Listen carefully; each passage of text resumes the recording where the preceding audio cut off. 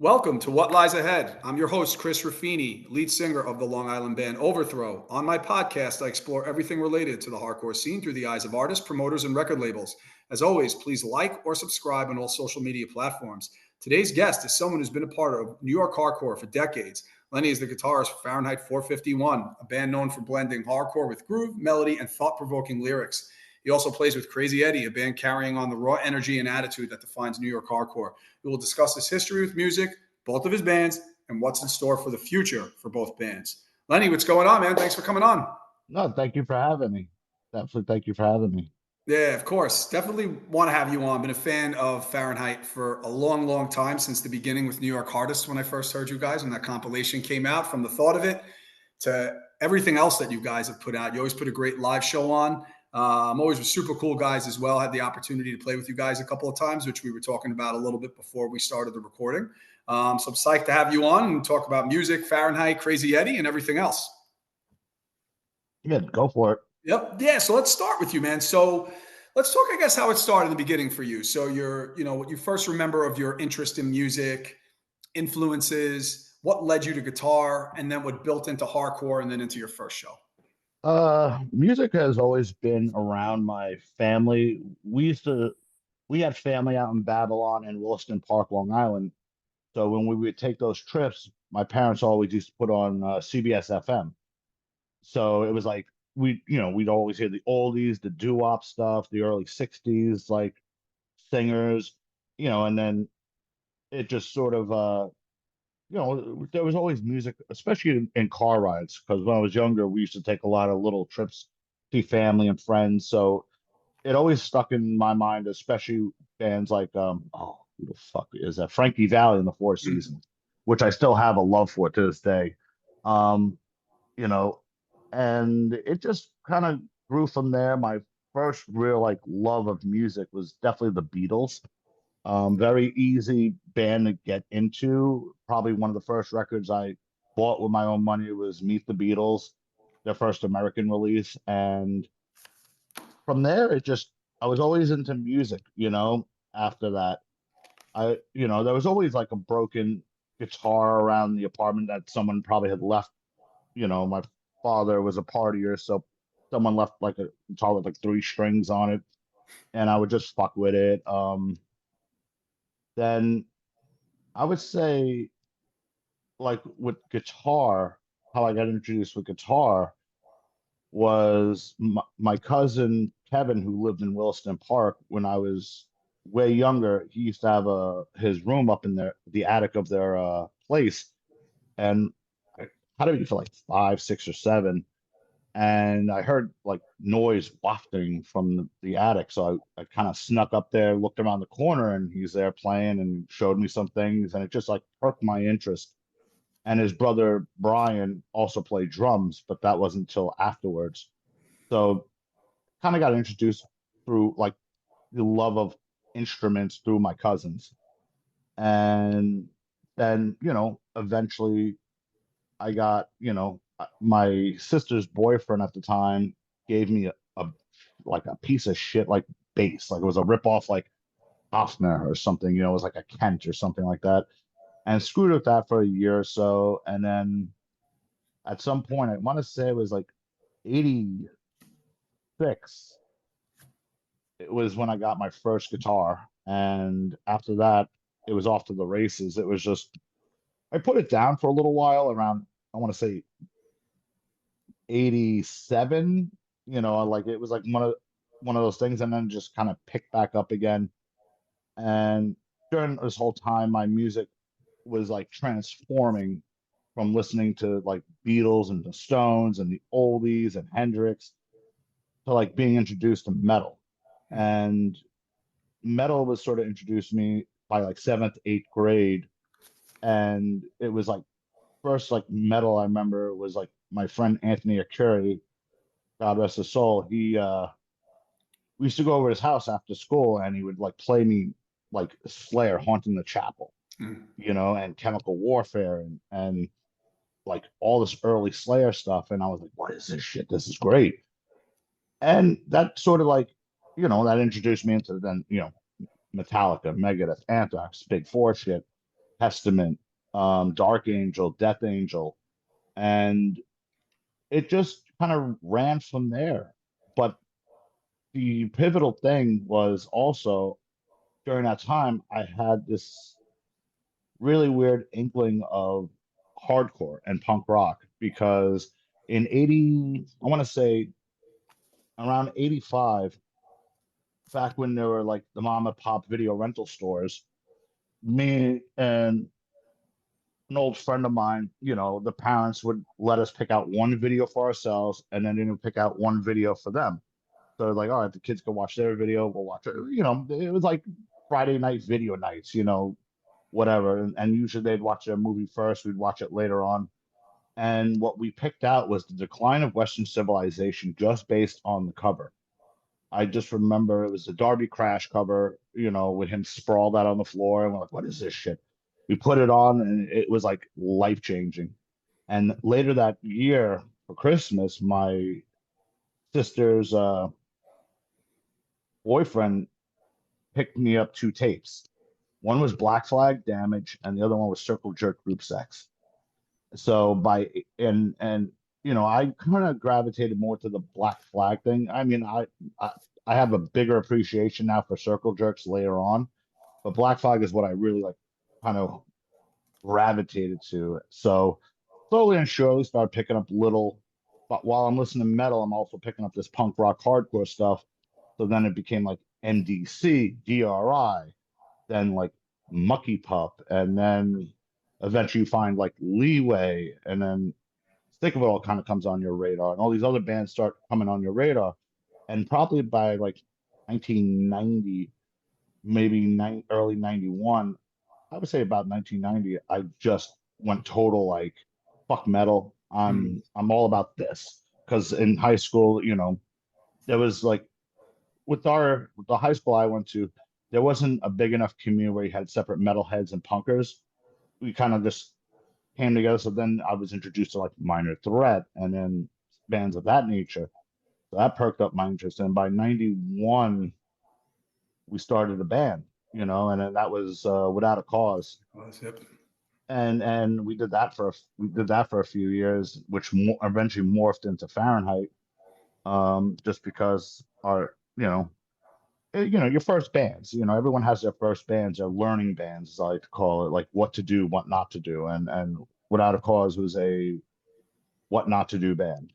You know, it just turned into that. And it was just, a big learning process. When we started going to shows, when I started going to shows, like I didn't, it's all new. You don't know anything. You don't know the rules, and you didn't even know there were rules. What rules, you know? So yeah, it just sort of morphed from there. It was my love of, and I still love old school doo-wop. I still love, you know, a lot of that older vocal group shit from back in the day. It still holds a place in my heart. It just I don't really shun anything. I mean, there's bands I shun, but we can get into that later. But I appreciate the classics. Yeah. I definitely appreciate the classics. Yeah, and it's interesting you say that. It's like, I've had people on. It's like for sure you always go back to when you were younger, some of those bands that you remember you first hearing. I was the Beatles for me. So you're talking about them. I'm thinking about going on vacation, listening to them when I was younger. That was like my first, like, oh my God. And which then it's metal, and then you hardcore, and then you kind of how you built it to where you were, and then you formed Without a Cause, right? And so then from Without a Cause, there were guys in Without a Cause that you started Fahrenheit 451. So let's talk about that time a little bit and now like that went, because then, correct me if I'm wrong, Fahrenheit 451's first real release, which was crazy, was the two songs on New York's Hardest, which is like a legendary comp. It's funny. Well, we recorded that comp in as Without a Cause actually, Mm. and I just recently my guitar player Frank from Fahrenheit came through. He was also with us in Without a Cause. He was in the last like year and a half, and he came over because I, I while moving shit around, I came across all my ADATs from everything. And I was like, well, what am I going to do with these? They're just going to sit in a box and they're just going to do nothing. It's not like, it's not like, ADATs, they're friggin' video cassettes. It's just like it's like space takers, you know. I mean, I still have like reel to reels from Without a Cause demos, which I saved, but I was like, hey, dude, you want these? I was like, because he's like, hey, you know, he wants to transfer them over and just make digital files of everything because I don't know what the lifespan of an ADAT is. You know, if it's anything like video cassettes, it's probably those things are probably already fucking roasted. Um, but essentially, we went and recorded New York's Hardest like at the end of '94, and then we went back in March to the same place, Big Blue Meanie, to record our two-song demo. The two-song demo actually came out first. New York's Hardest didn't come out for almost a year. Yeah, there were Like delays it with came, that, from what I remember, right? there was a lot of delays. Like it came out towards the back end of '95, I want to say. Hmm. And then it just, you know, and I remember the official record release party was at Coney Island High in January '96. Yeah, that was a But good it show. can't it was crazy. But yeah, it just we weren't even supposed to be on that comp, No. actually. Um we were we were dicking around. Originally it was supposed to be District 9, but District 9, I love those guys, and I played in District 9 for a long time as well. Um, they were the gang. I say this all the time when it gets brought up. I love playing their music. It was intense, but they were the gang that couldn't shoot straight. Like if you didn't hold their hands to go do something, it didn't get done. That's why their first initial run, they were only around for that year. You Yeah. know, they literally played like 10, 12 shows, and that was it. When their 7 inch came out. It's a shame, 'cause And that 7 inch is incredible. oh, that 7 inch is great. Amazing, amazing. It's one of my favorites from then. It's incredible. You know, and for the longest time, that's all, you know, that's all they had out, you know, and Yeah, then eventually the demos came out, and then when I was with the band, then we did the South Bronx Memoirs 7 inch that's with good them. But too. they were originally supposed to be on that comp, but they couldn't get their shit together for what one reason or another. So our name came up. And originally, like I said, we recorded as Without a Cause, and we had changed the name. When we were doing the transformation, we had got a new singer, new bass player, eventually got a new drummer, but we were still Without a Cause. And by like the third or fourth month into the of '95, we changed it to Fahrenheit because I was like, this is a whole new band. Yeah, And thank Christ they didn't put it out yet because we were able to flip the fucking, you know, we were able to flip our name over to, as Fahrenheit, because that would have been a real shame to like change your name and like, who's this Without a Cause? It was fucking Fahrenheit. In fact, the first demo we recorded, um, on the ADATs, it actually is marked out as Without a Cause. yeah. So we were literally like on that precipice of just changing the name when all this happened. But yeah, we weren't supposed to be on that comp, and that comp went on to go everywhere. Anytime we went on Everywhere. tour, it was like, you know, when we did a lot of touring with H2O, and when we would play places in the Midwest or the West Coast, they wouldn't know the EP. They knew the fucking New York Hard songs, no problem. And it was like, oh wow, they really know these songs. It was like that that I mean, like our most like played song, I believe, is like Fragments of Reality from the New York's Hardest version, which I hate that version, to be honest with you. I like the second time we did it, but it was just like, wow, that's still gets a lot of love even to Does this day. Gets a lot of fucking love. I'm surprised, but yeah, I comp went everywhere. And everywhere. it's crazy. And it's crazy because like two or three of the bands that are on that comp were project bands. They just never really like. I think like UBX or some shit, and there were a couple other bands that were just like project Full bands that were thrown contact. in. Full Contact, I believe, Yeah, was one of them. There might have been one more, but you know, out of that thing, you had Bulldoze, you had 25 to Life, you had VOD, and I think it was the first time I heard VOD actually with a bass player because everyone tends to forget VOD didn't have a bass yeah. player for a long time. You know, I played shows with them back in the early days during the Without Cause days where it was just two guitar players. It's like, fuck is a bass player, Yeah. but it added a dynamic once they got one. But yeah, that comp went everywhere. It Comp was is nuts. amazing. And you guys really, like, from there, it just kind of snowballed in a positive way for you guys. And even you could start from that show, January. I mean, things were picking up with them, but I remember seeing you guys at that Coney Island show in January '96. for the record release that we were talking about, and then your EP, which led to SFT Records, which was a really big indie label at that time. There was a lot of heavy hitters on that label that were released from all over, from VOD to or District. I mean, there was just so many different classic EPs that were coming out. And you guys played everywhere. You toured with H2O, like you were talking about. I remember seeing you guys at Irving Plaza, Coney Island High. I mean, you guys played the island a lot. We played together a lot. It was great. So talk about that time. And I actually want to talk about, so you guys kind of then, or it's Fahrenheit 451, Without a Cause is over. What was the Yeah. writing process? So you guys have these these songs that are out, New York's Hardest. You have the demo. What was the writing process like for the EP? The EP, I mean, the EP was like a lot of that stuff was put together by summer of '95.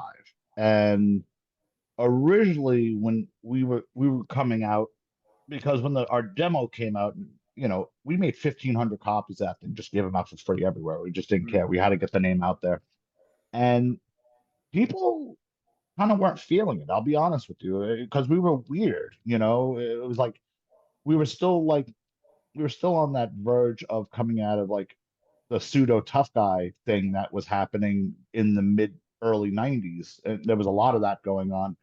And then here comes us with this like post hardcore ish, hip hop ish sounding shit. And it didn't really, it took some people got it instantly. Other people, they were like, I'm not feeling this. Where's the beat down parts? Where's the breakdowns? And Fahrenheit never really had like beat down parts or breakdown parts. We just wrote music. I think with the Fahrenheit thing, with the writing process, it was just nothing was off limits. Hmm. We were all coming from different places. We all had our own. Like at that point, I was heavily into Fugazi. Um, and You hear Frank that in your was, sound, by the way, a little. You said, yeah. That you know? I mean, I was that record. As at least the sound wise, was heavily influenced on in on the Kill Taker, because we were all listening to that record at that time, and we wanted the EP to sound like that, and I think we got close to it. But yeah, the writing process is just who has riffs, nothing's off limit.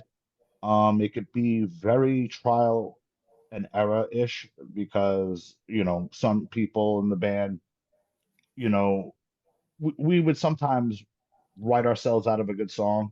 You start here, you go all the way around, and then by the time you have played the riff every single way, you go back to your first intention was what we did. It was like we did that on a bunch of things. Like Fahrenheit, if you look at our catalog, we don't have a huge catalog. We Hmm. have about we have about 16 songs, and that was because it was just the writing process was just so tedious for us because we were very passionate about the music, but we would argue about direction and you know other shit. But when the EP was recorded over like a few days at this place, Network Studios, and just it was an easy process to be honest with you.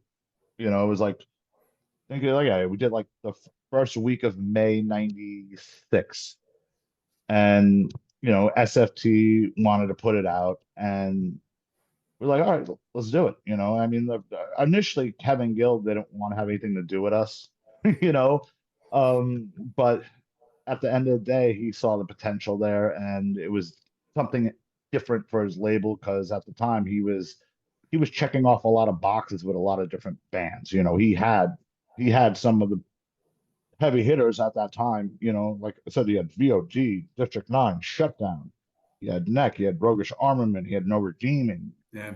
He had a bunch of stuff that just came in, and he was the right guy at the right time. It was, I'm a firm believer of sometimes you just have to be in the right place at the right time. So many bands I've seen over the years have been fantastic, but they've just never been seen by the right people, and which is a shame. Especially back in like the '95, '96 era, there were all these weird bands that we would play with, especially at Coney, and they were like fantastic bands that just never went anywhere. And again, they were not being seen by the right people or at the right time, or maybe they didn't have the drive because at that point, you wanted a show, all you had to do was fucking reach out to someone, you can get a show. Mm. There were shows everywhere. I mean, I always felt that like 95, like 94 was a weird, like going from 94 to 95 was a weird time because a lot of us went to this place called the Bond Street Cafe down in Manhattan. And the Bond Street Cafe was like our clubhouse. A lot of people came, played there. Doggy Dog used to play all the time. 25 to Life used to play all the time. VOD did. Early renditions of Discount Fahrenheit. When they were close call and we were without a cause. Still Suit. There's so many good bands came out of that scene. And when that shut down, this was like there was still this vacuum of clubs because CB's really wasn't doing the matinees yet like they were. Wetlands was only doing once a month hardcore matinee on Sundays, and Coney hadn't taken off yet. So there was this hole in our scene for a while there. And then when Coney fucking opened up, it just you had music like 7 nights a week. Yeah. I literally played Coney Island every single night of the week. We played Monday, Tuesday, Wednesday. We played every night of the week at Coney. Like we probably did easily like 20 shows there. You Yeah, know, you guys, uh, from out of all, I mean, you obviously see these wetlands, you played there, but I actually remember Coney Island High was a place that you guys played yeah. I mean, we played CBs actually. a I lot think too. we played CBs a lot more than I realized. Flyers constantly come across my way through Instagram. People tag us, and I'm like, I don't remember this. And then I have to ask a few people. I'm like, hey, I see the band. They're like, hey, God, did we play this? Like, yeah, we played that. I was like, I don't know, dude. At this age of my life, I've played over 1,000 shows Yeah. with all the different bands and projects and things I've been in, and you know, I tend to have a good memory for shit. Um, Considering how many drugs I've done, but there's times where I look at things and go, I don't remember this for shit. Did we play it? There's no photos of it, or else someone will send me photos. I'm like, I have no recollection of this fucking show. Mm. None. But if there's a specific thing that happened, I mean, most shows went off like clockwork. So, it was kind of like rinse and repeat stuff. So if there's nothing interesting happened, you just did your show. It was a good show and whatever. Like you tend to remember shows that had some drama to them, or something crazy happened during the show. Like, there was a fight. There was one show we played in Coney Island with Crisis where someone was throwing fireworks into the audience. And I was just like, what the fuck is this? It was 1,000,000 degrees in there too. Um, That place got me. A lot of those places got hot. That place, I remember, it was hot. Yeah, because it was just a the very one thing that narrow, was long venue. the one thing that was stuck out in my mind with Coney, especially if you got there early for loading, it always smelled like a dirty fucking mop before the place, like before everyone went in there and started smoking weed and cigarettes in there to cover that smell. It's one thing I mean, I understand the smoking ban, that's fine. But when the smoking ban came into effect and you got to smell what they actually smell like, these places, and it was like, wow, it smells like old vomit, beer, BO, and everything else. Coney was when I was with CB's, when CB's didn't allow smoking anymore. I remember that place fucking stank. You Mhm. know, that place stank. Fucking, I mean, Wetlands was gone before the smoking ban.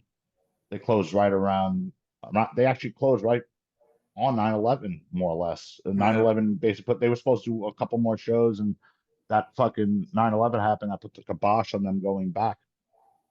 But yeah, it was a really interesting time because there was just so much transition going on because then by 95 you had this new, Madball was starting to fucking really pick up, and then VOD came out with the still record, and it was just a building process. And then, down the road, Shutdown came out, and you could have 20 different types of sounds, and it all got through. And it wasn't one particular type of hardcore. It was you had straight edge, you had post, you had fucking alternative, and it all got along. You throw Sky in there, and then what H2O was doing was more of a West Coast style, in my opinion. That went over. I remember the first time I saw H2O was in like late '95, and I was like, wow, this is fucking wild, dude. Where the fuck did these guys come from? You know? and it all clicked. Yeah. It all clicked, and then Was thriving at that point in time. It really was. And I agree with you. There was all different styles of bands going on. And I think that's what made it thrive too, because it wasn't just one really particular style. You had all these different bands and different things. But like you guys were like saying before, it snowballed quick. You guys were playing a lot. You guys were definitely drawing a big shows. You were drawing for you guys. Obviously, after the EP dropped, you went out with H2O. I remember Tramps. You guys were playing when H2O was doing their record releases. But then you eventually you had a lot of new. I remember at that point, towards the tail end of as you guys were promoting the EP, there were some new songs that you guys were playing that were really good that you did eventually release. But then you ended up obviously you guys broke up. It was almost like you guys were. It's like almost what if, because you guys were a little short lived. I thought like if you guys would have kept going, but you guys broke up, and then there were kind of those new songs sitting there that you eventually put out, and I think in '08 or '09, if you correct me if I'm wrong, on that big the comp, that big comp CD that had everything, which was like I was psyched to have that. I'm like, yes, that was I knew you guys recorded the songs. yeah, that stuff we we recorded that stuff at Purple Light back in like summer fall of '99. We were there in the studio for like 2 months. We were given a budget by Jive Zamba, and it was a long process. I remember it was a little too long. Nowadays, if I record, it takes more than 2 days, I get antsy. Mhm. Now it's just like I'm like business and just get in, get out.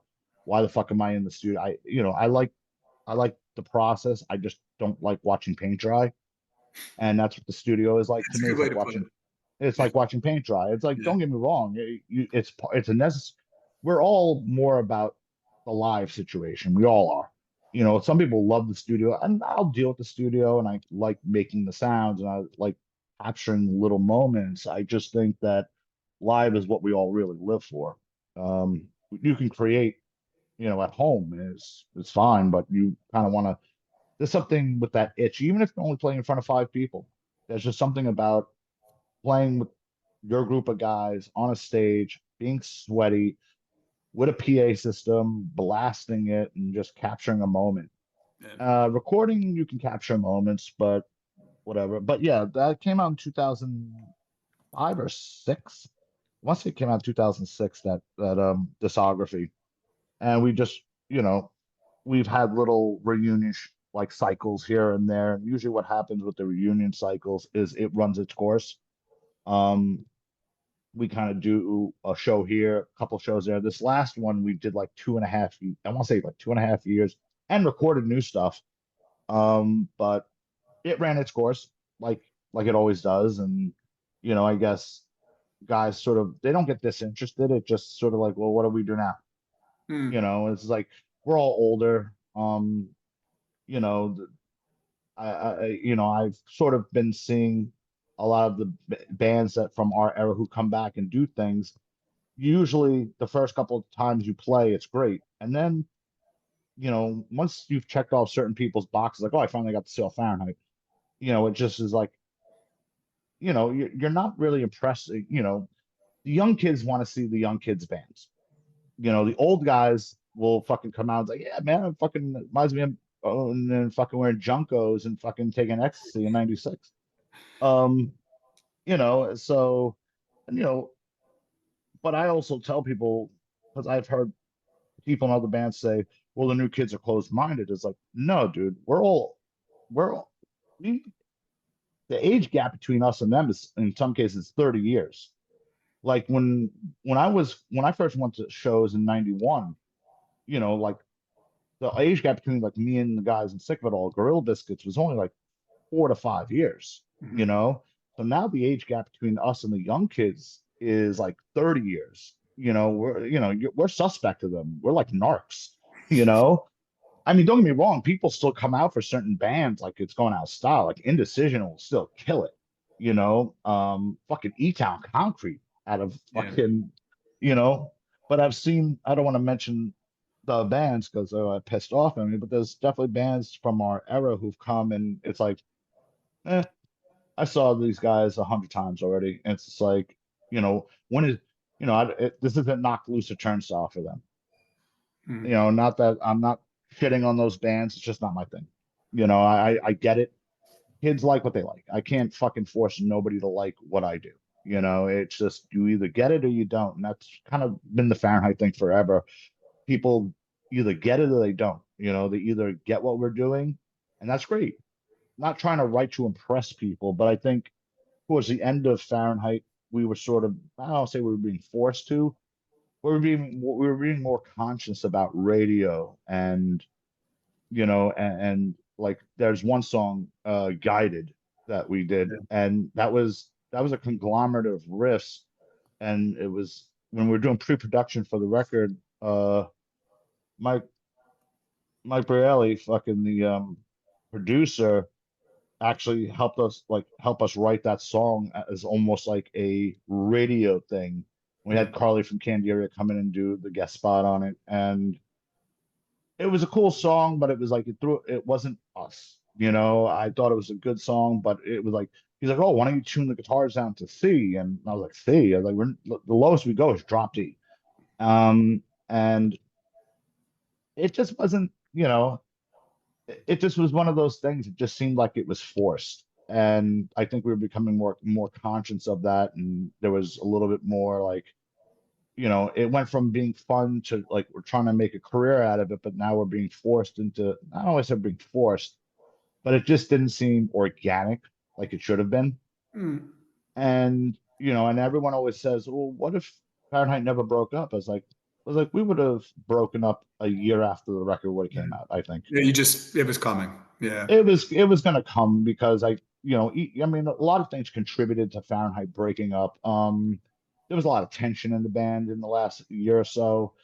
At one point, our drummer wanted to leave. We talked him into staying. Then, Frank and Armando were going at it a little bit here and there, and like there was always this thing. There in '98. There was a lot of infighting in the band. I'll talk about this, not a problem. But what happened was like we would be writing, and then an argument would break out between, like, let's say Armando and Ray, or Frank and Armando, or whatever. And me and my bass player Kevin, we learned very quickly sometimes just stay out of it, Mm. because it's like you get like dragged into it if you say something. So we had a bit when these fights would happen. We had this big ass rehearsal room that we shared with everyone. We had this little lounge area that we set up for every rehearsal, a couple road cases, an ashtray, bag of weed, and whatever. And when the argument stopped, we'd put the amps on standby, put the guitars down, walk over to our little chill area, and watch the fireworks. Because Mm. it was like, and be like, because you wouldn't dare say, "Yo, dude, why don't we shut up and just play?" And you'd get dragged into the fight. So we just stopped.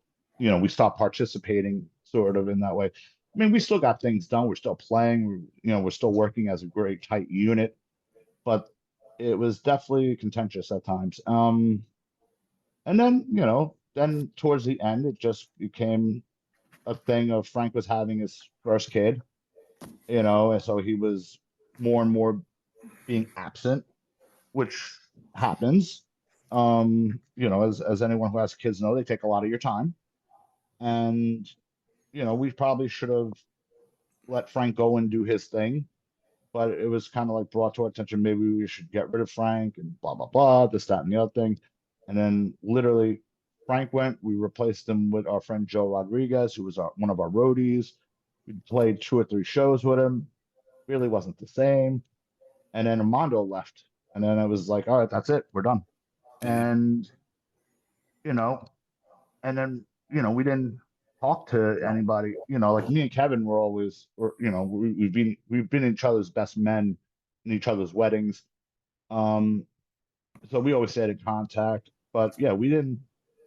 We I didn't talk to a couple of those guys for like 3 or 4 years until like the CB's gig thing came up. And that just, then it was supposed to be one time, and then that turned into like every like 4 to 8 years we're doing a set of shows. And it's hard, it's like crazy to think that like all this shit was like 25, 30 years ago already. Yeah. Me and Tom Sheehan would always say, it's like, dude, why does it always feel like the '90s was only 10 years ago?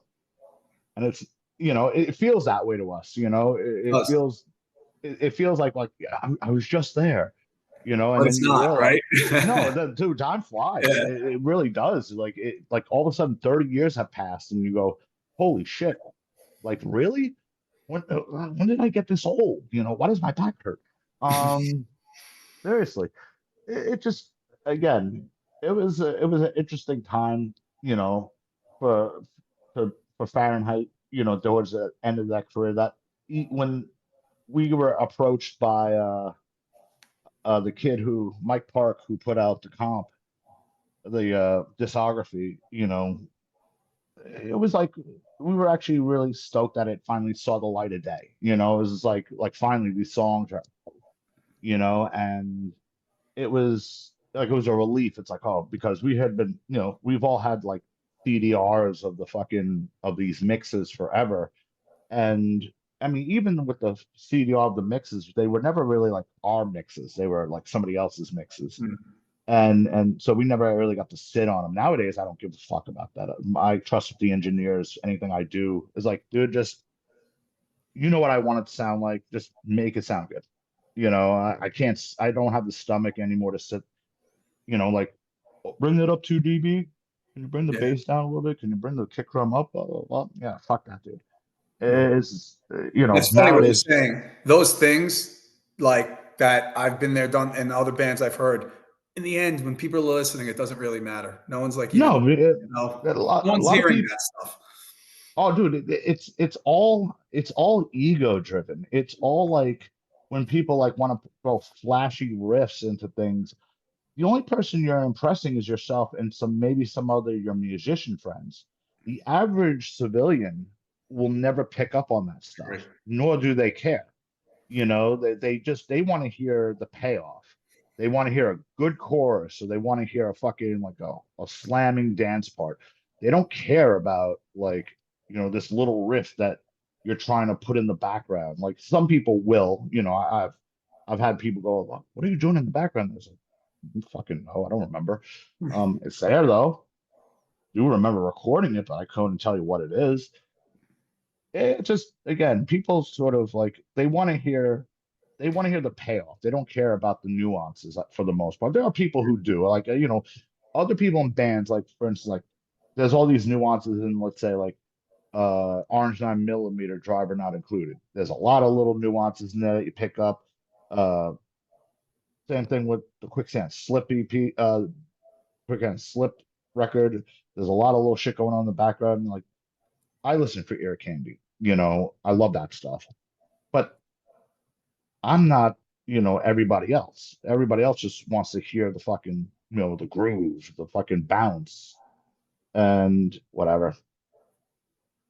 Yeah, it's so it's you guys. It's almost like hearing you guys. It's almost like unfortunately, had to happen. Like you guys had to break up, and thank God those songs saw the light of day. I will say that because I was psyched when they came out, and I like all of them. I think "Guided's" a really good song, by the way.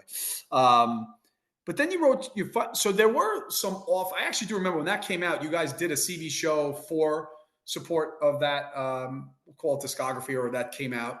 But then there was some other random reunion shows. What led Yeah. to writing the two new songs that came out a year or two ago? Um. What was the thought of that? Like, hey, like if you guys, let's. All right. Was it two that you thought of the whole time, or is just that's what you had? No, no. So what happened was, so we had a bunch of reunion cycles. We did the CB show, I think it was in '05. Then we did a release show at Fontana's in '06. And then I want to say in '08, we did three shows. We did This Is Hardcore, Super Bowl of Hardcore, or Black and Blue Bowl. And then we played with a show at the Troc. And then we were off the reservation till about 2014. I Hmm. want to say we played at St. Vitus. We did a show, and then that was supposed to be the last show. And then H2O offered us to open up with them at LRP, or La Passion Rouge. Is They that what they played did the two two nights. days, the two nights? Yeah, yeah, yeah. Yeah, yeah, yeah. Was shut down. Be Well, which I was so stoked to play with fucking Be Well, dude. I love Be Well. And a bunch of other bands were reaching out. And anyway, when we got together for that, like Ray Green, our drummer, he just didn't want to have anything to do with it. So we got Lou Medina, who I had played with in District 9 and a couple other projects. And Lou brought in his own thing, which he actually brought more groove into it, which was nice. But after we were done with the two shows, we're like, well, what do we do from here? Do we call it a day? Do you want to play another couple shows? And we decided, all right, let's just play, let's play a couple shows, a couple more shows. So like 6 months down the line, we played something else, and then we played something else 4 months down the line. And we were trying to like, being a greatest hits band, you can't really play all the time. You know, there's a reason why like some of us older guys, you know, like there's a reason why Gorilla Biscuits only plays like New York once a year. If they played more than once a year, it's going to get old fast. You know, and I think by the time we got into like the second, like the third or fourth show, we started talking about, you know, hey, what about, I don't know who came up with it. It just sort of materialized that you want to try writing some songs, and we went through that process, and it wasn't that bad this time around because we sort of like everyone had grown up a little bit. I mean, there was a little bit of give and take with it, don't no doubt, but it just sort of materialized, and then we wound up with Jerry Farley doing the two songs, and it was fun. Proud of what we did, but at the same time, I'm also looking at it as well. Did we really need to do this? At that point, I was already heavily involved with Crazy Eddie and writing for that, and I was in the middle of doing a writing cycle for that as well during the same time. So it's a bit of a load, and then just we put it out. It did what it did. We played those songs a couple times. They were great, but at the end of the day, you know it just sort of like was just a couple more songs we added to our catalog, which was great. And again, proud of the recording, proud of the material. But I just, was it really needed? I don't know. It's not for me to say. We just did it to do it. I think we did it more as an exercise to see if we could still get together and write songs. I think that's what it was. I don't think it really was anything else more than that.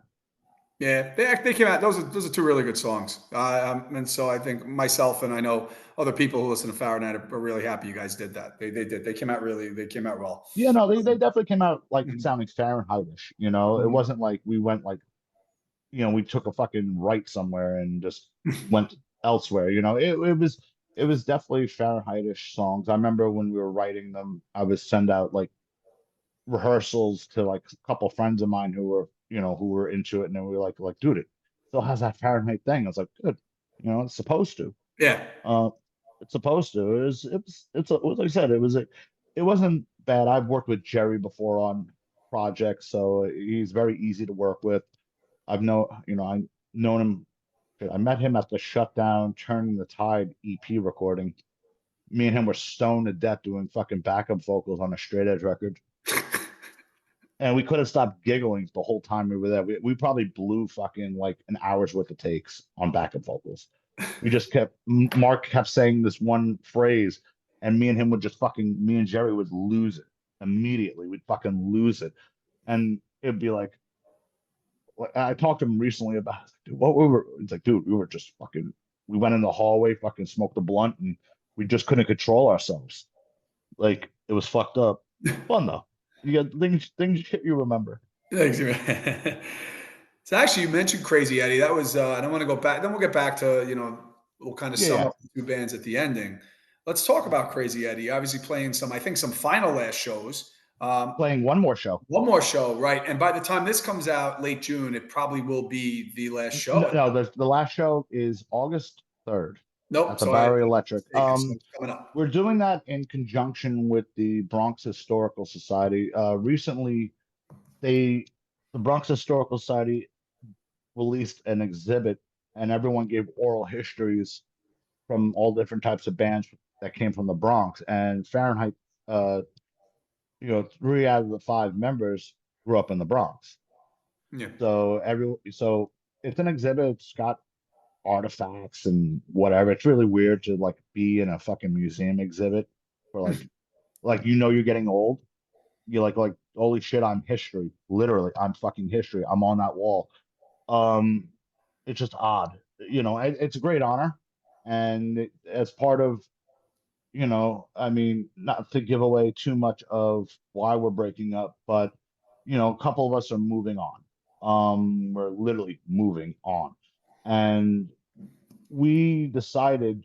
I sort of, we talked about, do we want, guys could replace guys, but I was like, nah, not with this band. We started with the same four guys, which is Uh, a rarity yeah. in this, and we've been around since we started the band in 2017, and we stuck with the same four guys the entire time. We've put out seven Actually incredible, releases, to think about that. and yeah, we did seven releases, 35 songs altogether, which So it's like more than prob Fahrenheit, right? Like more, oh, double, yeah. I double, mean, double the double. songs. Yeah. That was like, that was just the thing. I always wanted to have a band that actually had a catalog. Yeah. I've been in so many different bands over the years, and it was like we just kept writing and writing and writing, and every year we like fuck it, let's put another. The problem becomes then with 35 songs, what do you play? Well, You only have 30, 35, 40 minutes. Usually we do 12 or 14 song sets, and you choose like wham, wham, wham, wham, fucking, it's like the Ramones. It's like, what to do? I go into it, and then no room to breathe, and just hit the next one. And being guys of being older guys, it's it definitely kicks the shit out of you because there's no room to breathe. It's just like you can't fit a fucking playing card between some of the slots sometimes. It's so fucking tight. But yeah, we just decided that we're gonna call our own shot, and most bands don't have the opportunity to play their last show and knowing that they're playing the last show. Most bands just play a show and then they break up sometime in between shows, and then that's it. They're done. So we've been like, okay, this is going to be our last show, and we got a bunch of friends to play it with us, bands that people we've grown up with and everything like that. Some people are like, oh my God, it's sad. It's like, dude, it's a celebration, not a funeral. It's just like, we don't hate each other. It's just, it's time to put it to bed. yeah. It's just, guys have to move on with lives. It's just like, we all want to do this hardcore thing for as long as we can. And then, everyone's always going to be involved in music in one way, shape, or form. Music doesn't go away. Music is always there. Sometimes you have to take breaks from it, but it's always there. There's plenty of people who Sure. come and go all the time. I've seen so many people drop out, and then like years later they pop up. It's just like, oh, you're coming back to shows? Like, oh, cool. This is what's happening. Um, it's like I said, it's a good thing. We're proud that we were able to keep the same four members. We were never really had arguments about things. It was a band that was the band was engineered because we were all older guys, so guys could take care of their lives and not be the band's not intrusive on your life. Hmm. We rehearsed for free in my drummer's basement. The band always paid for itself. Like everything we've recorded has always been paid for by merch money. We did, this was my nuance where I was like, we had a decent like character logo thing, and all the bands I've ever been in prior never had real stickers. Like Fahrenheit made 500 stickers. Someone made us 500 stickers once, and they just went, and that was it. Fahrenheit never actually had an official logo. We never did. We could never agree on it. We get something, we're like, oh, it's cool, and then like a month later, we're like, ah, it sucks. We were always just sort of like using whatever was around. And with Crazy Eddie, we kind of came up with the Crazy Eddie mascot early on, and then we came up with the Cholo script, and we stuck with that for the most part. And I wound up wanting to make stickers, and to this date, we made 18,000 stickers, Wow. and it was always give me's. They because I've gotten into arguments with guys in bands because we'll play a show together, and they have their sticker on the table for $1. It's the same size as our sticker, and I'm like, dude, you traveled 30 minutes to get here. You're not on. I understand when you're on tour, every nickel counts. Every dollar counts that you get in, when you're on tour. It's fucking that's meal money, that's gas money, that's whatever. survival. On tour, survival is everything. When you're doing but you're playing local, and for me, I was like, just here, have stickers, here, Mhm. buttons. Buttons are free, and just coverage. So it was just like I said, that band was engineered to be an easygoing band, and just, I would just like when it came time for the writing cycle, it was usually me. I'd bring shit to my drummer because he lives not that far from me. All my gear's in his basement. And we get together once a week and we would just like, all right, today we're gonna write one song.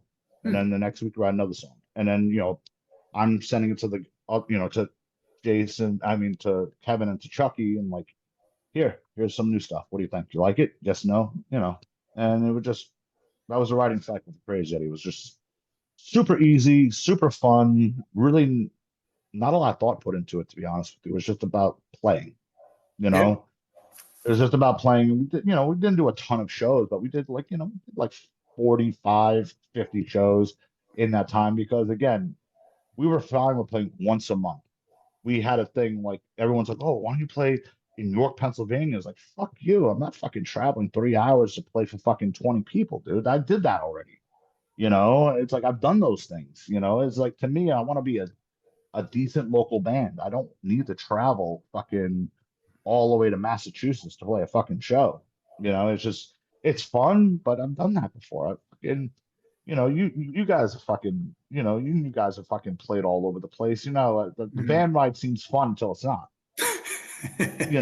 It's just like fucking 3 hours in the van, hang around to play for 30 minutes to get paid garbage to fucking come back for 3 hours and then have to unload the gear, which is the worst part of the night. Right. Some people go, oh, just sleep the gear in the van. But no, No. no, that's all I got to go now. I'm not Yeah. leaving shit on the street. Too many guys have gotten their shit stolen that way.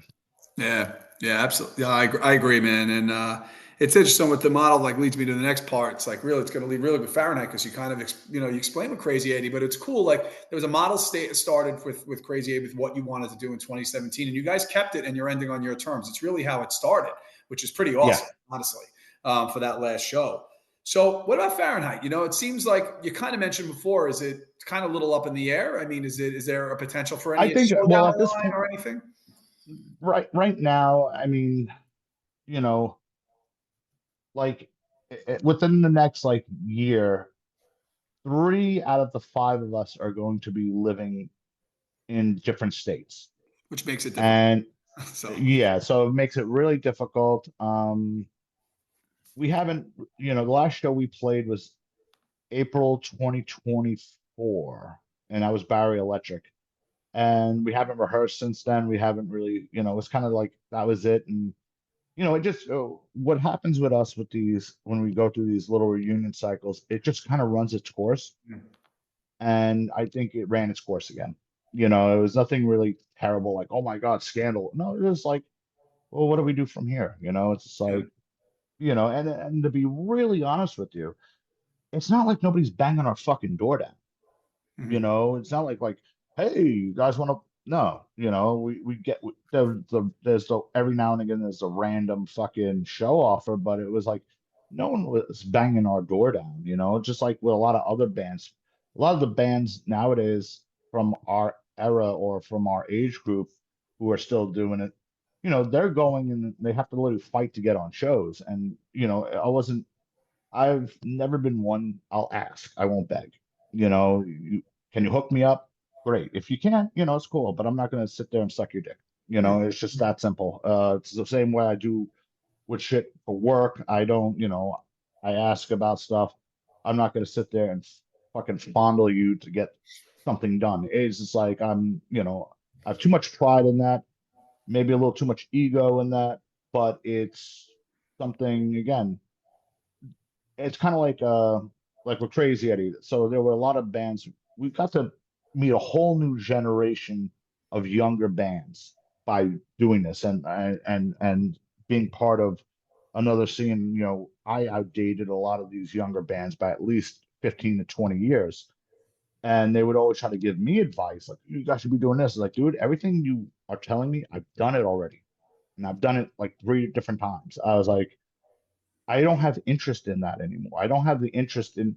I play music because it is an artistic expression. It's something for me to do. It's something that's in my DNA. I have to go up there and I have to do my thing. I have to perform, whether it's in front of 5 or 5,000. It doesn't matter.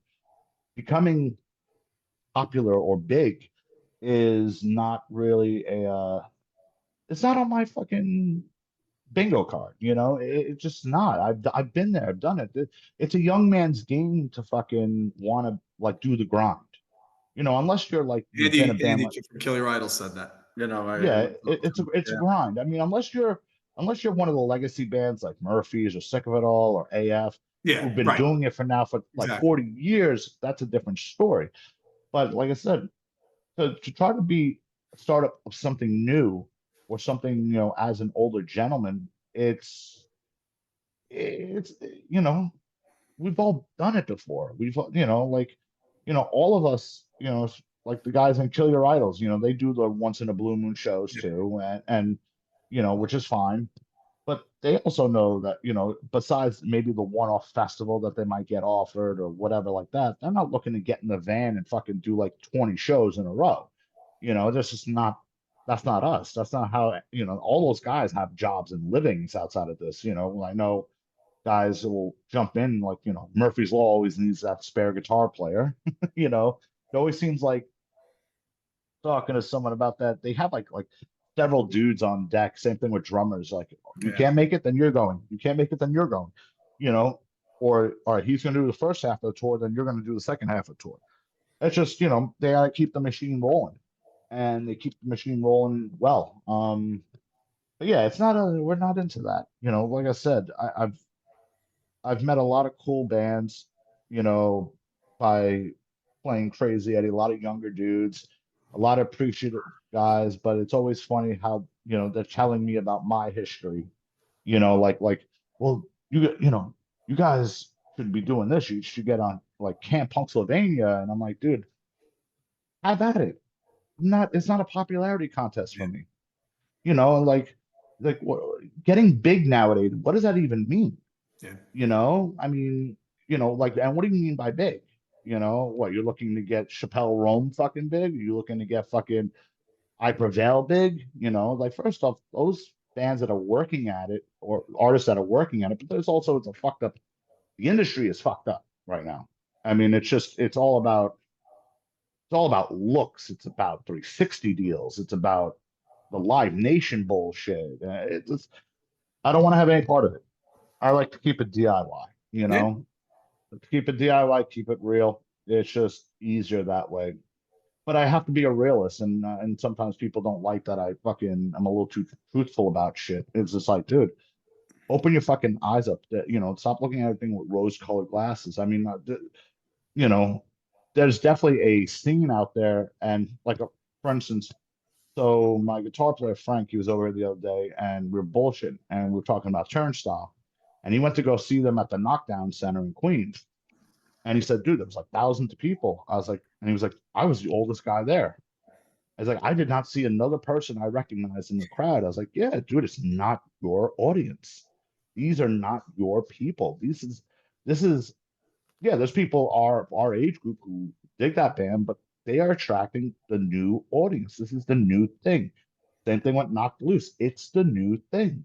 It's fine. You know, you can't friggin' sit here and go, oh, well, kids are closed-minded. No, they like what they like, and their tastes are different than our taste. It's that simple.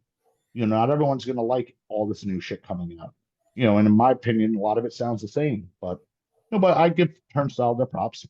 Like I said, they work at it. Yeah. They're doing their thing, and you can't fucking hate on them for that. You can say, oh, I don't like the music. That's fine. The kids like the music. It's not up for me to judge. It's up for them to judge. You Absolutely. know. Yeah, that's completely true, and it's a good like outlook with like obviously with Crazy Eddie there's a plan, but with Fahrenheit it's almost like whatever happens happens with it moving forward, and I think that's a great way, and that's honestly from your experience with everything. That's where No, these it's just right? yeah. I've just it's just been sort of the routine. And I mean, right now it's like, and I'm never gonna say never that it won't ever happen again, but we're all, some of us are, almost all of us are now in our 50s. Some of us are approaching mid 50s, and honestly, sometimes you got to know when to fucking fold it, and Mm, I'm not saying it won't happen again, but it's now is highly unlikely, especially with people living in other states. Like, what, we're all going to fly in from like separate places for to play a show that, again, it's like, dude, everyone's got jobs, everyone's got shit to do, everyone's got to pay for this. We're not going to make enough just to cover the fucking flights, especially not in this economy, mm, you know. So yeah, it's just sort of is what it is. I mean, there's no hate towards anyone because I guess again, I think it ran its I think it ran its course. I think, mm. we've had this is the longest reunion run we've had by far. Yeah. Before that it was '08, and that was three shows in a row. And we did like maybe 7 or 8 shows on this last run, plus a recording, which was nice. And it's kind of like with District 9. So I joined District 9 right after Fahrenheit, and I was on and off with those guys for 13 years. And it wasn't 13 consecutive years. Like, they would play a couple shows, then they wouldn't play a show for a year, and then we'd play like 2 years in a row, then we wouldn't. And I saw so many people come and go out of the band because Mike doesn't like somebody, they get thrown out. Um, whatever.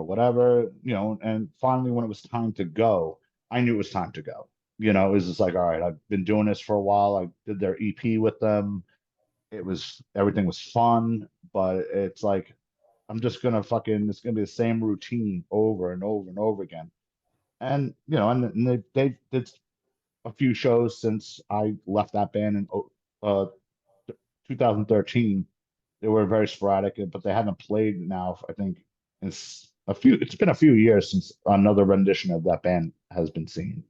Mhm. But it's always, it's a rotating cast of characters. It's hard to keep people nailed down in that band, Yeah. for various reasons.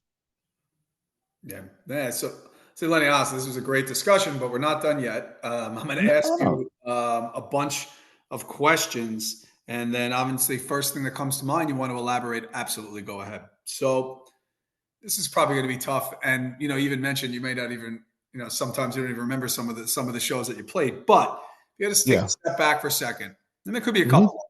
What's the most memorable show that you played? Hmm. Wow. There's a few, but there's two that probably pop into my head the most. There's the Alive and Well Festival in 1998 at the Asbury Park Convention Center, because it was probably the biggest crowd we had played in front of it, probably like a few thousand people. And we're playing, the Park Convention Center is essentially like a mini arena. So it was like wild. It was like, holy shit, fucking the crowd just keeps going. That was one. Got to play with a bunch of fucking bands. It was awesome. 7 Seconds was on the bill. That was dope. The other one, honestly, was probably VOD at Irving Plaza, Um, 1997, August or September. And It was August. that I remember was the show. I it, remember it was August, sorry. a good show. We were on a small East Coast run with VOD. It was us, VOD, A Day in a Life, remember them, and Mhm. Cast Iron Hike, who were awesome. Fucking Cast Iron Hike played so loud. They were nauseatingly loud, but they were fucking, they don't get talked about enough, in my opinion. So we had, you know, we knew we were going on this tour for like a few months. So we knew about that one gig, and they announced a gig, and that gig was the second day on the tour. I really wish it would have been the last. It would have been great if it was the last, but we show up, and as the months closing in on that show, like, oh, 600 tickets are sold, 700 tickets are sold. And like the night before or 2 nights before the tour, it was like that show sold out. I'm like, no shit. And we show up, and fucking everyone got the sound check, which was awesome. I remember we moved the bar, we all the bands got together, we hump the barricade a little closer to the stage to close that gap. Because we're like, get it, like, dude, it's like a fucking 15-foot gap. Let's go. And we literally dragged it back like a few feet. Um, and it was just like a hometown gig, because VOD had just come out with their Roadrunner record, so they were on that cycle. We got to go on right before them. It was just insane.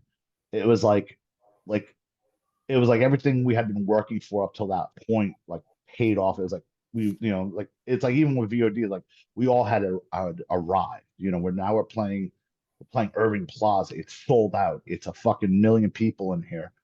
I think the final count for that show was like 1,200. Mm-hmm. And it was just wall to, we kept sneaking people in, we kept walking people in through the fucking backstage. It was great. It was great. I mean, that, and I think one more that I would say is we played with Downset on a Super Bowl Sunday at CB's. And I felt bad because Downset was sort of like waning at the time. And right after we played, and Chris Wynn, fucking Chris Wooden's an asshole, but I love him. He wrote a review and he was like, all right, it's like Fahrenheit one. And now Downset comes on and half the crowd just left. Mm. And literally half the crowd filed out right after we played. I was like, oh, that's bad, dude. They had a tour bus outside and everything. I was like, oh, it's like you're the fucking seasoned veterans and we just like took you out at the knees. It was fucking terrible. Your favorite tour you went on, and it doesn't have to be a long time. It could have been like a weekend thing. Even what you just mentioned with the VOD run you did, something like a favorite tour you had. It could even be with Crazy Eddie, or even more shows or something like that. Favorite tour. We did a few different things. We did like 3 or 4 runs with H2O. We did another run with Maximum Penalty and Powerhouse. We did we did one with Underdog for like 5 days. That was fun. But I think my favorite run, and it was just because of the sheer stupidity of like watching this band play like it was only like a 3 or 4 day tour. Oh, that's really a run. It's not really a tour. Was Candiria. We got to play like up in the Northeast with Candiria, and it did not matter like how if we couldn't top Candiria no matter what. We we we were neck and neck with VOD on occasion when we play with them, like as far as like putting the energy out. H2O, we definitely once or twice we took H2O out on certain dates, but Candiera it couldn't be done, and they would just come in musically and fucking slay. It was just like, oh my God, dude, we're playing so hard on stage that we're literally standing next to ourselves, and they would come on and they would make it look easy, and they would just be doing shit. And you'd be like, oh my God, dude, the musicality of this shit, and they're blowing everyone off. It was like Fahrenheit who, like fucking, but it was amazing because they were the nicest guys. We smoked weed with them every day and fucking and we knew those guys in general. I think the weirdest thing, just an offshoot story about this, is when we were recording that record that eventually came out. Cam Deary had done all their records at Purple Light Studios. So one late night, uh, you know, Ken, their drummer, was running tape machines, and everyone left except for me and my bass player. And Ken was so we're smoking a blunt. And Ken was like, "You want to jam?" Like, yeah, sure. I wish we would have hit play. Mm. I wish we would have hit play because it was out the box. It was like fucking weird. It was wild. It was heavy. It was soft, and like it was one of those experiences. We played for like 45 minutes, and I really wish someone would have had the wherewithal to just hit record. Because I would have. It was otherworldly shit. I was like, dude, this guy could play anything. But yeah, Mm. going out with Candiria for the few days was a lot of fun. Um, they were just musically they were crushing. Music, and they were the nicest guys, but musically they crushed. They were musicians. You know Mm. what I'm saying? Like you could sit back and watch each individual guy and go, I'm like, Jesus Christ, dude, what the fuck? Seriously? You're fucking taking it there? Ugh. it was a learning experience, but it was fun because, like I said, it was like seeing your favorite fucking musicians just like every night and going, "This is awesome," and they were the nicest guys. Cool. So yeah, can't do it. Um, Wetlands or Coney Island High? Mm, that's a loaded question. Um, I liked the vibe at Wetlands. I There was something about the vibe at Wetlands, but Coney, see, Wetlands is a weird one because I love the vibe at Wetlands. It just had that broken in feeling, like it Mhm. was just it felt like so you're playing someone's living room. But I wasn't the biggest proponent of Wetlands because Wetlands only did shows once a month. They only did hardcore shows once a month. Actually, they just came out with a book a few years ago and it lists every show. And I found like I played Wetlands like 7 or 8 times with different bands. And I was looking at the calendars like, dude, they only did hardcore like once a month, Mm. you know? Coney there for a while were doing shows 7 days a Yeah. week, and it was usually heavy stuff. I mean, they'd have their green door parties, they'd have their ska shows, but I played Wetlands literally. I mean, Coney literally every single night of the week. There wasn't a day we didn't play. We did easily fucking 15, 16 shows at Coney during its run. And it's really fucked up because I thought that was like the epicenter for a while of the New York hardcore scene, even more than CB's was. The CB's eventually came back with Yeah. hardcore matinees. And no offense to Tyler King. I love you, Tyler, but you weren't fucking booking us for like the first year and a half of us being around. Like he wasn't feeling us. And then, he just started loving us and he put us on and Rich Hall took over, God rest his soul, Yeah. and he was hooking up things. But I would have to say Coney. Coney. Okay. Pony because it just the vibe, it was always a madhouse, it was always fucking, and I like Coney also because you can escape the fucking chaos in that basement and have room to stretch out. Like everyone and their mother would go in that backstage room at Wetlands, and it would be like, it's where they kept like the chairs, the tables, extra kegs. So it's like two couches, and you're sitting amongst boxes and storage shit. And you put more than 15 people in there, got uncomfortable. Coney, that whole fucking basement was huge. You could just chill, and fucking be away from everybody. A lot of bad things happened in that fucking side room when you first went down. That little, what side room I'm talking about. Yes. You go Yeah. down the stairs, it's off to the fucking left. Uh, I'm not going to tell those stories. I've told those stories. I'm not telling them again. Um, Definitely Coney. I thought Coney for the 4 or 5 years it was open. It was like it it had the mojo, and it was a shame when that place fucking closed down. yeah. Probably not the best sound system in the world. But you know what? We were willing to overlook that just for the sheer stupidity of the audience that would happen. The dancing, stage diving, the fucking. It was a good setup, and it was a good situation for what it was at the time. Song you wrote that you're most proud of? Oof, blind, Hmm. blind. Blind came out literally as almost, I don't want to say a fully fleshed idea in one shot, but it was one of those things. Usually, very rarely when I usually write a song, I very rarely I'll come up sometimes with an idea and I'll keep it in my head, but it won't really get fleshed out till I play for the first time with somebody, and like with the song Four, I actually that's a 311 ripoff, essentially. That's Hmm. what it is. And I came up with that, over a short period of time. But Blind sort of came around in like summer '95, and I just had this. I came up with the lyric, the chorus lyric, and then I came up with the structure, and it just was like it just fell into place all like in one rehearsal for the most part, and it was just different than what we were doing, the other songs we had done. Or it's like some of the guys it's like, oh, that's the song that all the girls love, and I was like, that's fine. A Hmm. catchy song is a catchy song, the Yeah. riff is a riff, you can't deny it. Hooks, that's what everyone strives to write is hooks.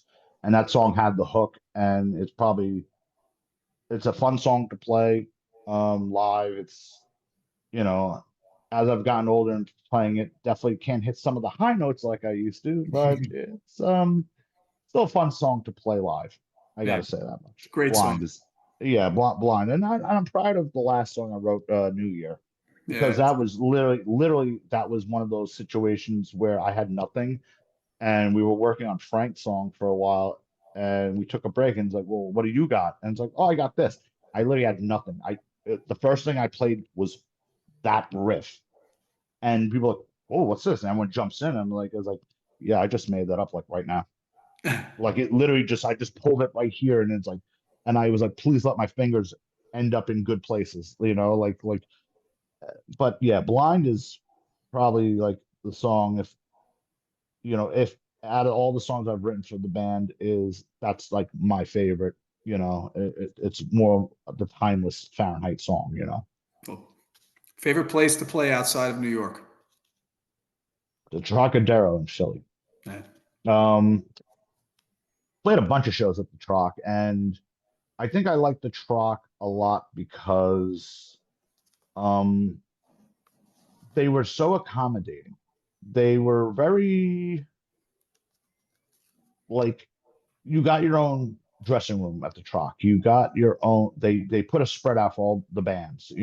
They let you park in the back alley and put a security guy out there just to make sure your shit didn't get broken into. Um, if I remember correctly, a husband and wife team ran the monitors, and they're the reason why, and we had great shows at the Troc, but the reason why I like the Troc so much is, you've played enough shows to know that monitors usually suck. Hmm. It sounds like a jet engine, or they're not loud enough. The Troc had six wedges in the front, and then they had two side fills that were taller than fucking a Marshall stack. And they'd be like, "What do you want in your monitors?" It's like, okay, I want my guitar just in this monitor in the side fill, and I want kick drum. It was so the monitors were louder than the band. It was just blaring, but it was crystal clear, and it was a big stage to romp on. Which you don't usually. Usually you're fucking fighting the stage divers or people stepping on your pedals or whatever, and it was just like, oh, this is great. Yeah, it sucked that there was a barricade, but we were able to connect past the barricade. But it was just such a funky theater. It had a vibe to it, and it's Philly. Philly was always fun, for us. I mean, played some fun shows at the church. Don't get me wrong, Mm. but the Troc, it's also Troc was the first experience we had with, unfortunately, with a venue taking a merch cut. But No. but they did provide a person to sell your merch, so at least you felt like, oh well, I'm paying for someone to sell my merch for me. So you didn't have to worry about like who's going to sell the merch. Because that was always the contention, like, oh, who's going to sell the merch, and usually it would be like, we used to bring a guy on tour just to sell merch, and then later with Crazy Eddie, I was the merch guy. Because everyone's like, I'll watch the merch, and then I look how they do the merch. It's like I get it to the box, like, dude, everything had a place. It's like who did it and ran, Yeah. you know? So yeah, the Trocadero easily, and I'd say second place for that would probably be. Uh, it's really hard to say because there's so many venues that came and went. Oh, the Princeton Arts Council. I Hmm. don't know if you guys ever played out there. It was it was wild. It was just like a community center, you know, no real PA, just vocals, but it was like the kids were fucking Yeah. fanatical down there. That would be my second place if I had to say Princeton Arts Council, because everything else was like one-offs, like you play a VFW once, you Yeah. never see that VFW again because they're like someone broke the toilet. It's kind of like Long Island and their venues, fucking how True. many venues Dr. Shays lasted what, like 6 months? Yes. Then there Yeah. was Industry and Island Park that lasted very Deja short. One, Swing Set. Deja Yeah, One. those are Deja One Sydney. lasted a little longer. Deja One did Deja last One like was a good. between, I like that one. That was a good one. yeah, Doctor Shays too. Yeah. Dr. Shays, yeah, fucking. There was also there was a place we once played. I don't remember who we played, but it was in the basement of a restaurant, and there was mirrors all the way around. I don't think it lasted very long. Uh, No. then there was a place, Cool Beans, out in Bayshore. Yeah. I actually that show just popped up online on YouTube recently, and it's a weird show to watch because we did majority of new songs. We cut out like all the hits and just did all this new Mhm. stuff that we had just recorded. And I was like, oh, dude, this is awful. Fucking nobody cares. Everyone wants to hear their song, and everyone's like, I think we played like two old songs, and everything was like it was like five or six like brand new songs. I was like, yeah, this wasn't really a good idea. You got to ease them with one or two, not Right. fucking six, you know? But yeah, that Long Island's always been that weird spot. Like I said, like we talked before about the Common Ground, how that lasted what, one show? One I think that show, was and I think it H2O was didn't one even play. show. You guys were the last band to play. Yeah, and I I actually remember watching talked I to remember Scott when watching Trip the Face was on here, and we talked about that show. That show for Kill Your Idols, Trip Face, and you guys was incredible responses. And then the cops it came and shut was I remember watching the cops come in like at towards the end of our set, and I was like, ooh, ooh. And I just remember because I was, I wasn't dating Michelle Lago at the time, but she had was partly responsible for that venue. And I just remember her being so upset because she's like, oh my God, they're fucking shutting us down. I was like, well, dude, not for nothing. This is a fire hazard. It was down. literally Yeah. that one little door in the front, Yes. and then there was the backstage door. And I was like, dude, if there's a fire, everyone's dead. There's video of that show up online, and There is. it's easily six, 700 kids in that garage. Maybe more. Honestly, Probably there it was was packed. at one point there was when we were playing, there was three different pits Yeah. going Yeah. on. The stage diving was nuts. It was fucking wild. I mean, That was a great that show. was that was for that was probably our best Long Island show ever. Because we did play the PWAC at one point.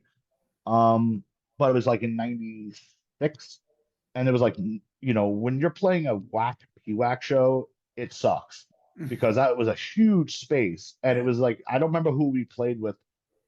It might have been Inhuman and somebody else, but it was like there was like literally 100 people there, and 100 people at the old PWAC was like, Looks like dude, sick. Yeah. it looks like 6 people. It's just like, Yeah. yeah, you need like 800 people in the PWAC for it to like look great, Right. and it was just like, well, yeah, at least play the PWAC. The building's still there. Yes, it is. Every time we go past through Farmingdale, it's like, oh, PWAC. I've always wanted to just stop by and see if I could peek in there somehow and just see like what have they done. It's probably just storage or whatever now, but yeah, Long Island has a weird history with venues. They don't last very long out there. Like I'm surprised Shakers is still around. Yeah. You know, I'm surprised Shaker. You know what? And I gotta say, Amityville Music Hall. Very interesting that they expanded that place. I kind of feel weird about it though, because I like the old setup. I like the new set. I haven't been in the It's new one amazing. yet, Venue's amazing. Yeah. but now it's just like the problem is you've expanded it. Now you got to pack it every night, Yeah. and I've seen some of the shows. Not all the shows are winners, It takes like the old venue was like the size of a fucking boxcar, and you put 100 people in there, it's right, it's good. Now 100 people in the new spot disappears. Hmm. You could lose 100 people. It's kind of the same thing with the PWAC. Yeah. But I wish them the best of luck. At least they're doing something. Yeah. At least they've been consistent. They're one of the very few clubs in Long Island I think that have been consistent for a while. Because District Yes. 9, when I was in District 9, we played there like in 2006, and I forgot we played there. Someone's like, "Yeah, you guys played Amityville." I was like, "We did." Yeah. And I was like, "All right, so they've been around a while, considering Long that time. everything else."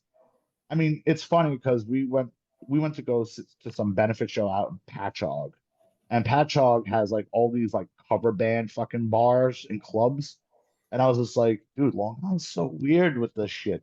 Like they don't have dedicated, like I said, it's Amityville, it's Shakers, and it's that Massapequa VFW hall. Yeah. Do they still do shows there? Yes. They actually had one. The Fight played their last show well, at this point, a month ago. Yeah, they played their last show there. So they do golden hour books there, and they'll have a couple shows a month, which is All amazing right. that a VFW hall still does it. It's pretty awesome. Yeah, because usually those things get ruined. Usually it doesn't take very much to ruin a VFW. I've played so many places like VFWs that had one show because again, someone broke the veterans display case, someone kicked in the toilet, someone broke this, someone broke that. The people who run it go, they're fighting. I'm like, no, they're not fighting. They're not fighting. Trust me, you know. Or somebody hires overzealous bouncers that don't understand what dancing is, and next thing you know, someone's getting yoked up, taken out. It's like I've seen plenty of those shows where like a dance club will throw a hardcore show. I actually played a just side story before we go on.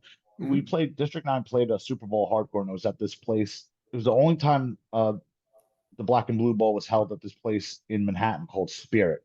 Mhm. And it was Indecision, and I think Underdog played as well. But the club, they rented the place, but they were like, all right, but you're going to use our security guys. Those guys were fucking not playing. Like even backstage, I had a cigarette behind my ear. I was like, you can't smoke in here. I was like, you see it lit? I'm going outside, but you can't smoke in here. I was like, I'm going outside. I'm in the Mhm. fucking, I'm the dude, I'm playing. I'm in the fucking back dressing room, dude. The minute someone lit up weed back there, they were fucking tearing things apart looking for the guy smoking weed. I'm like, Jesus Christ. A few dudes got fucking yoked up at that shit. They never did it there again. I Mhm. was like, I don't blame them. But yeah, next question. Yeah, last one here, man. Then we'll end it off. So, most underrated New York hardcore band of the late 90s. Oh, most underrated. Wow. Um, fuck. That's hard to say because everybody we played with fit a niche. Everyone served a purpose. There's definitely bands that came and went, but all my fucking I'm trying to think of like underrated. It's hard to say because it's the 90s, now we're getting older. Everything's starting to about the 90s is starting to come out. Like one of these days I wish someone would write a book about our era of the tri-state area, Mm. because our era of the tri-state area, it tends to be like they talk about the golden age, like like the early 80s, and then there's the youth crew, CB's Revelation era from like 86 to like 90, 91. Then there's the 90s, and it seems like everyone just skips over that and then talks about like for everything from emo and on. Like when Taking Back Sunday became huge, and then Thursday, and then and just as a side note, I found it very weird when Taking Back Sunday got big. Every fucking band in Long Island jumped to emo. It was like all these motherfuckers who were like down for the cause. All of a sudden, oh, I'm gonna be emo. And I'm like, I don't know what the fuck that was about. But an underrated band. Fuck. What the fuck can I say? I mean, everyone got, in my opinion, the bands I listen to all got their just due in one way or another, even though maybe, I mean, I could say we were fucking underrated to a certain degree amongst people because we don't make lists at all. But I'm not going to say that. That sounds stupid. It's just, I don't know. It's hard to say from that era or in general. From the I guess I was late 90s, and I guess also underrated. Yeah, I guess got their due. There was one band that came up a couple of different times from that era. Was Cold Front, interestingly, yeah, and Cold Front they put was out that album it was awesome. And then they kind of, I don't know if they broke up after that, so they never. I don't know. It's almost didn't get that opportunity to keep playing and keep building up. But they were a band that's come up a couple of times on here. I'm just as Cold Front was definitely a hidden treasure. They were around for like maybe 3 or 4 years, yeah. if that. I mean, they sort of came and went. Um, I mean, like I said, Lou Medina from that band. Like I said, fantastic drummer. And then wound up playing with Breakdown right soon after that. But Cold Front was definitely a great fucking band. I'm just trying to think because I there's so many bands that come from that era, and I can't really think of like one that I go, yo, that fucking band. I think again, everyone served their purpose in time, Mm. and I don't pay attention. I try not to ever pay attention to like because I see these lists all the time on all the various hardcore discussion boards on fucking down, on Facebook, and I always go, oh, they mention the same fucking bands over and over and over. And I can't think of one off the top of my head. I do find it weird though that some of the bands try to rewrite their place in history, like, oh man, blah blah blah blah blah. It's like, dude, you guys were the perpetual openers. Stop. Or it's like, dude, your history is what it is. I don't make no bones about like, oh my God, Fahrenheit was this big fucking band. Yeah, we did some things, and that's great. But in the grand scheme of things, we just were another brick in that wall of 90s hardcore. I'm not saying without us there wouldn't be this. Bands come and go. But an underrated band, I would say Cold Front. Um, but I know that there's a couple other bands fucking I can't fucking come to mind right now because, like I said, I think everyone served a purpose for Mhm. time and place. But I'll go with the same thing everyone else says. Cold Front. Fuck it. If you have to have an answer, we'll say Cold Front. Go for it. Sounds good. Lenny, thank you, man. This is great conversation. Awesome hearing everything from your writing process with Fahrenheit, stories. From you guys it's funny, you guys have a long history, even though you weren't at the prime of Fahrenheit, weren't together that long, which is amazing. Hearing about Crazy Eddie and what's to come in this summer of your last show. So really appreciate you having on here, man. Thank you. Yeah, no problem, dude. It was great to be. Oh, I just want to give a shout out. Be on the lookout. Another band I played with briefly in the mid teens, well, like 2012. Well, excuse me, Princess. They're Hmm. coming out with a new EP very soon. I'm not on it, but Jess Goldie wrote all the music, did a lot of shit. I've heard it. It's fucking punk pop. It meets metal. Oh, Figure it out. It's awesome. So I have to give a shout out to that because she would want me to. Um, yeah, like I said, thank you for having me, of Chris. course. It's been awesome. Thanks, man. Appreciate it. So hang tight. You I'm going to got it. sign us off and then we'll chat up when we're done here. Yeah, yeah. All right. Thank you for listening to the What Lies Ahead podcast, which is available on all streaming platforms. Go save the What Lies Ahead podcast playlist on Spotify that features all bands that were on the show. For more information on future episodes, you can go to my Instagram account and follow at What Lies Ahead _podcast and on Facebook by searching What Lies Ahead podcast. See you on the next episode.